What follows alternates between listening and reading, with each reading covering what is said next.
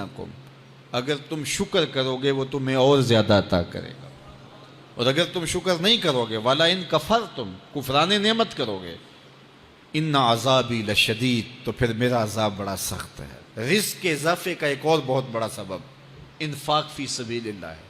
اللہ فرماتا ہے جو تم خرچ کرتے ہو تو جو چیز تم نے نکال دی اس کی جگہ اللہ تمہیں اور عطا کر دیتا ہے۔ بعض اوقات ہمارا یہ ہوتا ہے کہ کوئی آدمی مالی بحران میں آ گیا تو وہ کرتا کیا ہے کہ جو راہ خدا میں دینے کا کھاتا تھا پہلے اسے کلوز کرتا ہے، یہ فلاں مدرسے کو دیتے ہو یہ بھی بند کر دو، یہ مسجد کو دیتے ہو یہ بھی بند کر دو، یہ فلاں غریب کو دیتے ہو یہ بھی بند کرو، حالات ٹائٹ ہو گئے ہیں۔ لیکن 5 گاڑیاں ہیں تو 2 گاڑیوں پہ گزارا کر لیا جائے، پیٹرول بچے، یہ نہیں ہو سکتا۔ گھر کے لچھن وہی ہیں لیکن بند کہاں سے کیا؟ جہاں سے رزق آنا تھا۔ ہمیں تو یہ حکم دیا ہے جب رزق تنگ ہونے لگے صدقہ دے کے رب سے کاروبار کر لو، صدقے سے تمہارے رزق میں اضافہ ہوگا۔ یہ رب کا وعدہ ہے اور اللہ کے وعدے جھوٹے نہیں ہو سکتے۔ رزق کی برکت کا ایک اور بہت بڑا ذریعہ النکاح ہے۔ فرمایا اگر تم نکاح کرو گے، تم فقیر ہو وہ تمہیں غنی کر دے گا۔ لوگ کہتے ہیں بچہ پیروں پہ کھڑا ہو لے تو پھر نکاح کریں گے، اللہ کہتا ہے تم نکاح کرو ہم پیروں پہ کھڑا کر دیں گے۔ ہمارا فلسفہ اپنا ہے، اس کا حکم اپنا ہے۔ وہ کہتا ہے ابھی تو یہ اپنے لیے نہیں کماتا تو جو آئے گی اس کو کہاں سے کھلائے گا؟ میاں جس نے آنا ہے اس نے اپنا رزق لے کے آنا ہے۔ تو بچوں کی شادیاں کرو، اگر وہ جوان ہو گئے رزق نصیب ہوگا۔ اپنے اہل خانہ کو نماز کے حکم دینے سے رزق بڑھتا ہے، چونکہ جو صبح کا وقت ہوتا ہے یہ رزق کے بٹنے کا وقت ہوتا ہے، اور جس گھر میں صبح کے وقت لوگ سوئے ہوئے ہوتے ہیں وہاں بے برکتیاں ہوتی ہیں۔ تو طلوع فجر سے لے کر کے طلوع آفتاب تک اپنی اولاد کو، بیوی کو، بچوں کو نہ سونے دیں۔ اس وقت رزق بٹنے کے لمحے ہوتے ہیں۔ کثیر دعائیں مانگیں، تلاوت کلام مجید پڑھیں، اور نماز فجر مرد حضرات مسجدوں میں جا کے باجماعت ادا کریں، اور گھروں میں جو ہے وہ بیٹیاں بہنیں مصلے بچھا لیں تو اللہ کی رحمتوں کا نزول ہوگا۔ اب ایک حدیث میں رزق کے اضافے کا ایک اور نسخہ ارشاد کیا گیا۔ میرے حضور نے فرمایا جو شخص یہ چاہتا ہے کہ اس کے رزق میں برکتیں ہوں اور اس کی عمر میں اضافہ ہو تو وہ اپنے رشتہ داروں کے ساتھ سلوک اچھا کرے۔ رشتہ داروں کے ساتھ اگر اچھا سلوک کرو گے تو پھر تمہارے رزق میں برکت ہو۔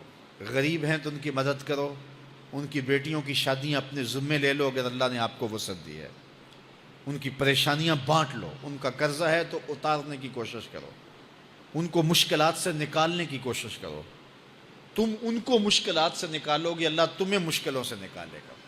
تمہارے رزق میں بھی برکتیں ہوگی اور تمہارے مال میں بھی برکتیں ہوں۔ فرمایا بہتر صدقہ وہ ہے جو ناراض غریب رشتہ دار کو دیا جائے۔ اگر وہ پھنس گیا ہے، مجبور ہے، ناراض ہے، تو اس کو اگر دیں گے تمہارا نفس اس میں شامل نہیں ہوگا، تو یہ افضل صدقہ ہے جو ہر صورت میں قبول ہی قبول ہے۔ رزق کے اضافے کا ایک اور سبب الاحسان الی الضعفاء، جو کمزور لوگ ہیں ان کے ساتھ اس نے سلوک کرنا۔ الانفاق علی طلبۃ العلم، طالب علموں پہ خرچ کرنا، یہ بھی رزق میں اضافے کا سبب اور ذریعہ ہے۔ وہ حضرت بابا فرید نے کہا نا چھٹا رکن دین کا روٹی ہے۔ گھر میں کچھ نہ ہو تو پھر نہ نماز اور نہ ہی دیگر امور کی لذت آتی ہے، تو یہ رزق فراواں اور وسیع اور مبارک نصیب کر دے اللہ۔ تو اس کے لیے ایک اور وظیفہ میں دیتا ہوں، اور وہ یہ کہ مغرب کے بعد 21 مرتبہ سورۃ الکوثر پڑھ لیں، کثرت ہو جائے گی انشاءاللہ۔ اول خدوشی پڑھ لیں، 5-7 منٹ لگتے ہوں گے، تو سورہ کوثر 21 مرتبہ روزانہ مغرب کی نماز کے بعد پڑھیں۔ اور اگر بہت زیادہ مسائل ہیں تو ہر نماز کے بعد پڑھ لیں، تو انشاءاللہ آپ دیکھیں گے کہ گھر میں برکتیں اترتی محسوس ہوں گی، انوار کا نزول ہوتے محسوس کریں گے۔ تو یہ وہ رزق کے اسباب ہیں، اگر ہم اختیار کر لیں تو ہم اللہ کی خاص رحمتوں کے حقدار ہوں گے۔ اللہ ہم سب کو رزق حلال، رزق وسیع، رزق سہل، رزق مبارک، رزق فراواں نصیب فرمائے۔ علیہ السلام پر درود پڑھنے سے انسان خود سنورتا ہے اور اللہ کی رحمتیں اس پر نازل ہوتی ہیں۔ علماء نے لکھا ہے کہ درود اللہ کی بارگاہ میں ایک دعا ہے جو اللہ کی بارگاہ میں عرض کی جاتی ہے، اے اللہ نبی رحمت صلی اللہ علیہ وآلہ وسلم پر رحمتوں کا نزول کر۔ تو کوئی یہ دعا مانگے کہ اے اللہ اپنے نبی پر رحمتوں کا نزول کر، تو کیا اللہ تعالیٰ اس کی یہ دعا قبول نہیں کرے گا؟ تو درود ہر صورت میں قبول ہے۔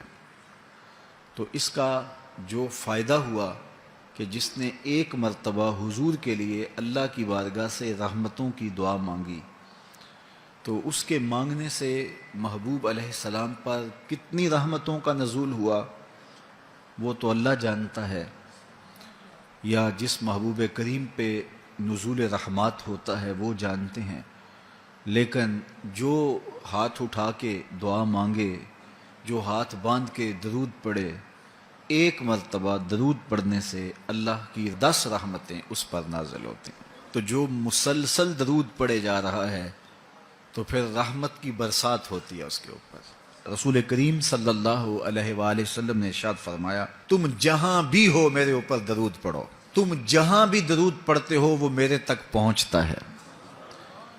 صبح پڑھو، شام پڑھو، دوپہر پڑھو، دن کو پڑھو، رات کو پڑھو، نماز سے پہلے پڑھو، نماز کے بعد پڑھو، محفل کے آغاز میں پڑھو، محفل کے دوران پڑھو، محفل کے اختتام پہ پڑھو، مسجد میں پڑھو، گھر میں پڑھو، جہاں بھی میرے اوپر درود پڑھو گے، جیسے بھی میرے اوپر درود پڑھو گے، فرمایا میرے تک پہنچتا ہے۔ ہر شخص یہ چاہتا ہے کہ میں حضور کی قربت پاؤں، حضور کا قرب مجھے ملے، اور اگر کسی کے سینے میں یہ آرزو نہیں ہے تو اس کے سینے میں دھڑکنے والا دل کسی مومن کا دل ہی نہیں ہے۔ یہ میری بھی آرزو ہے، گناہ گار ہونے کے باوجود آرزو ہے، آپ کی بھی آرزو ہے، آرزو تو کی جا سکتی ہے، چونکہ کرم ہوتے دیر نہیں لگتی، وہ جس پہ چاہے کرم فرمائیں۔ تو اگر قربت